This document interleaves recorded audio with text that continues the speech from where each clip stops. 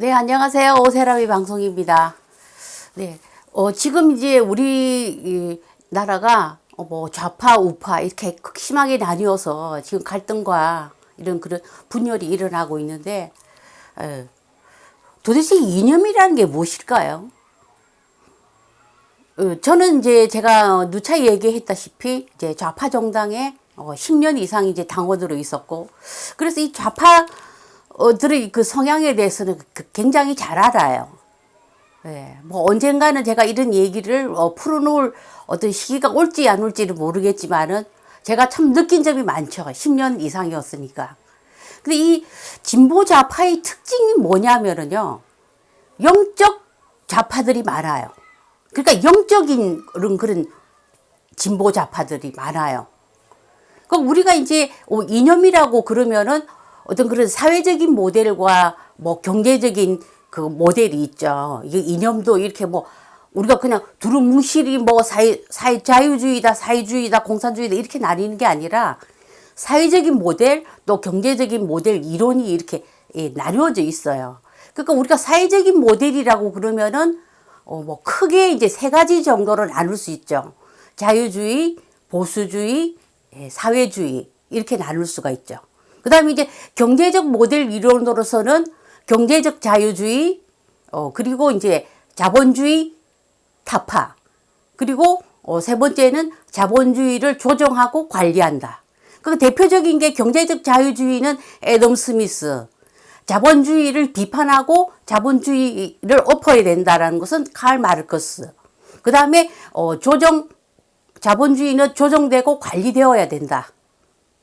그러나 사회주의 요소도 있다. 이것이 이제 사회민주주의거든요. 사회민주주의는 뭐 북유럽 국가들, 노르딕 국가들의 그 모델이었고, 그리고 또 뭐 독일의 그 사회민주당, 영국의 노동당이 이제 사회민주주의 노선을 이렇게 하고 있죠.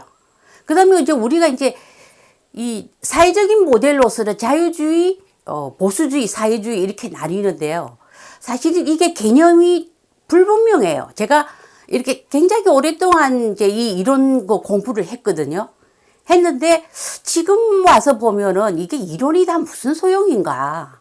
우리가 이제 그 사회 모델로서는 자유주의 모델은 그야말로 개인의 권리, 개인의 책임, 그리고 국가는 개인의 그 자유를 침해하지 않는다. 시장과 기업의 자유를 이제 우선으로 여기죠. 자유를 최우선으로 여기는 게 자유주의예요. 그런데 이 자유주의도 또 갈래가 있죠. 또 자유주의에도 진보적 자유주의가 있고 보수적 자유주의가 있어요. 그 진보적 자유주의는 이제 급진 이제 자유주의로서 이제 신자유주의. 그다음에 또 뭐 보수적 자유주의는 이제 거기에 또 약간의 어떤 그런 그 성향을 섞는데 이게 사실은 뭐 개념은 사실은 좀 불분명해요. 그러나 자유주의는 자유를 최우선으로 여긴다. 개인의 책임, 개인의 권리, 시장과 기업의 자유 이거이고, 그 다음에 이제 이 보수주의는 보수주의의 기원도 정확하지 않아요. 그 보수주의는 전통을 중시하고 가족을 중시하고 이제 그런데 보수주의는 자유주의와 연대를 하죠. 그리고 경제적 자유주의도 함께 연대합니다. 그 같은 일은 밀접한 관계가 이렇게 있죠. 그래서 저는 전통을 중시하고 가족을 중시하고 이런 거 보면은 보수주의적인 경향도 사실은 있어요. 저는 이제 또 그러나 자본주의는 사회민주주의 체제처럼 조정되고 관리되어야 된다. 이게 무한 자본주의가 아니다. 자본주의는 그래도 관리가 되고 조정이 되어야 된다는 그런 경제적으로서는 저는 진보주의에 속하거든요. 그래서 이제 애덤 스미스가 뭐 보이지 않는 손 국가. 그러나 저는 보이지 않는 손과 보이는 손이 함께 작동을 해야 된다라는 어떤 그런 그 경제적 그 관념을 가지고 있어요. 그 다음에 우리가 아까 사회 모델에서 자유주의, 보수주의 제가 얘기를 했는데, 그 다음에 이제 사회주의가 있죠. 그 흔히 요즘에는 뭐 사회주의라는 말이 굉장히 많이 회자되고 있죠. 근데 이 사회주의도 여러 갈래가 또 있어요. 그 첫 번째는 노동자가 중심이 되어서 노동자 중심 사회를 만든 노동자 중심 사회주의가 있고, 그 다음에 두 번째는 그 자본주의를 완전히 이제 뒤엎고 공산주의 혁명으로 가자라는 그런 그 공산주의. 그러니까 공산당 창당이 이렇게 있죠. 그게 이제 마오쩌둥 또 소련식 하여튼 이런 그런 이제 완전히 이제 자본주의를 뒤엎는 그런 공산주의 사회주의가 있고 그 다음에 이 사회주의에서 갈래가 나온 게 또 사회민주주의죠. 자본주의를 비판하고 그러나 사회주의 마르크스주의 노선도 비판하고 그러나 자본주의는 조정되고 관리되어야 된다라는 것이 또 이렇게 사회민주주의 모델이거든요. 그러니까 이제 이게 이런 식으로 우리가 좀 크게 이제 제가 일반화를 하고 단순화하는 어떤 그런 위험이 있지만은 저는 이런 식으로 분류를 해요. 그리고 대충 이렇게 하는 게 제가 이제 공부를 해본 결과 이게 맞더라고요. 그래서 제가 이제 이 좌파 정당의 경험을 이렇게 되살려보면 한 10년 전만 하더라도 사실은 마오이즘 성격이 조금 굉장히 그 마오쩌둥의 노선에 대해서 굉장히 이 지도층에서는 좀 많이들 얘기하죠. 마오쩌둥의 그 대약진 운동, 또 청년 하방 운동, 이런. 그러니까 엘리트 청년들이 농촌으로 가서 그 농촌을 계몽하고, 거기에 이제 어떤 그런 자신들이 이념을 전파하고, 그렇게 해서 다시 사회로 돌아오는 그런 청년 하방 운동, 이런 게 있었거든요. 이게 마오쩌둥의 그 전술이거든요. 그 모택동. 그런데 사실은 이게, 대약진 운동, 모택동의 대약진 운동, 청년 하방 운동, 이게 실패한 모델이에요. 실패한 운동이었어요. 그래서 모택동이 큰 위기에 처하죠. 이게 청년 하방 운동이 일어나서 농촌으로 가서 농촌을 했지만 그게 농촌을 개몽시키지도 못해 한 일이 없었죠. 그리고 대약진 운동이 있었지만은 그것도 오히려 농촌을 더 피폐하게 만들고, 물론 그때 모택동은 그 당시에 이제 자본주의 이게 물결이 농촌으로 막 흘러가고 도시로 흘러오고, 그리고 이것을 자기들은 반대한 거죠. 그러나 이게 그 대약진 운동이나 청년 하방 운동이 이거는 실패한 운동이에요, 모택동이. 그래서 일어나게 뭡니까? 문화대혁명이죠. 모택동의 강청을 내세워서 문화대혁명을 일으켜서 그걸 가지고 이렇게 뒤집은 거예요. 그 문화대혁명 그 시기 10년 동안이었잖아요. 10년 동안에 희생자가 3천만 명 이상 가량 돼요. 그 청년 호위병, 10대 홍위병들을 앞세워서 그 문화대혁명을 일으켰는데 이것은 중국 역사에 아주 치욕적인 역사죠. 그리고 중국 공산당도 모택동의 오류이고 모택동의 잘못이라고 이미 그렇게 그 평가가 끝난 거예요.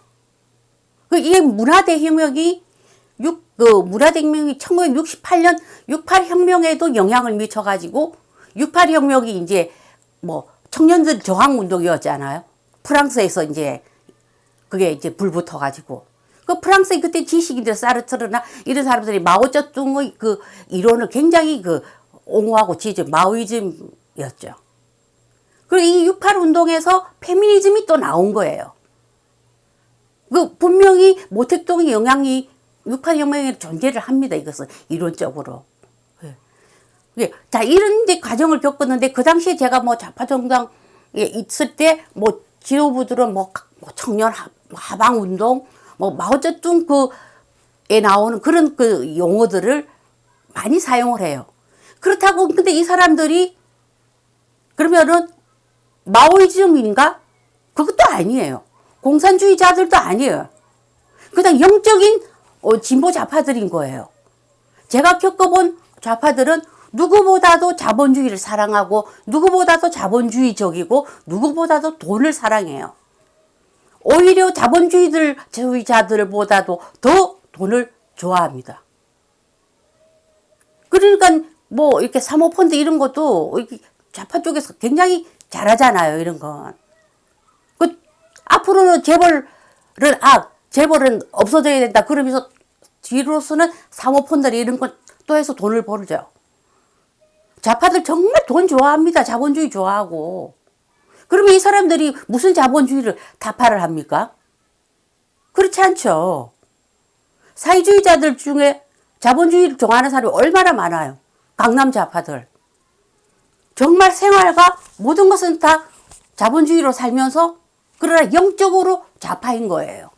제가 대표적으로 여러 명이 있잖아요. 꼭 제가 누구라고 찍어서 말하지 않겠지만은 저는 조국 법무부 장관도 영적인 좌파라고 생각해요.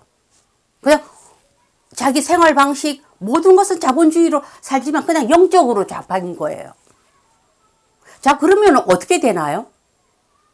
저는 이론이라는 것은 정말 해겔이 했던 말처럼 회색이에요.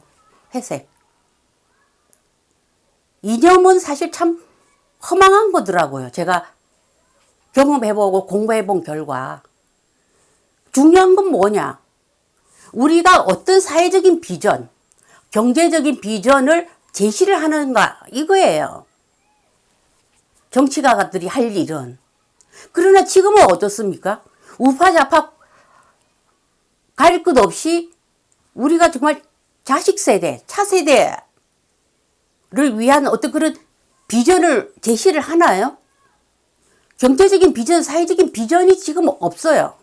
이건 좌파 우파 상관없이 이것은 제시를 해야 되는 겁니다. 이런 식으로 계속 어떤 비전도 없이 우리가 앞으로 장차 어떤 사회를 만들어 나갈 것인가? 우리 자식 세대에게는 어떤 세상을 물려줄 것인가? 어떻게 먹고 살 것인가에 대해서 생각들이 없는 거예요. 그 비전이 없어요. 좌파 우파 나뉠 게 아니라 이념이다 무슨 소용입니까? 영적인 좌파가 넘쳐나요. 좌파 세력에 가보면 그렇지 않나요? 영적인 좌파들이 얼마나 많아요. 저는 대표적인 사람들이 조국, 유시민 이런 분들이에요. 제가 다 겪어본 사람들이거든요. 그냥 영적인 다음 유시민 노무현 재단 이사장도 강남에 사시잖아요. 철저히 자본주의적으로 살고. 그래서 영적인 좌파들이 너무 많아요. 그러나 우파 좌파 가리지 말고 이제는 우리가 비전을 제시를 해줘야 돼요. 이대로 계속 갑니까? 지금 청년 인구는 줄어들고 중년 인구는 폭발적으로 증가하고 이제 곧 이 중년 인구가 노령되잖아요. 세월이 얼마나 빠른데요? 그럼 여기에 대해서 어떤 그 사회적인 비전을 제시를 해야 되는 거예요. 우리가 어떻게 먹고 살 것인가? 어떤 보다 더 나은 삶을 살기 위해서 어떤 비전을 제시를 할 것인가? 여기에 머리를 맞대야죠. 아니 이념이 다 무슨 소용입니까? 제가 살아보니까 아무 소용 없더라고요. 그게. 오늘은 제가 영적인 좌파들이 너무 많다. 철저하게 자본주의적으로 살면서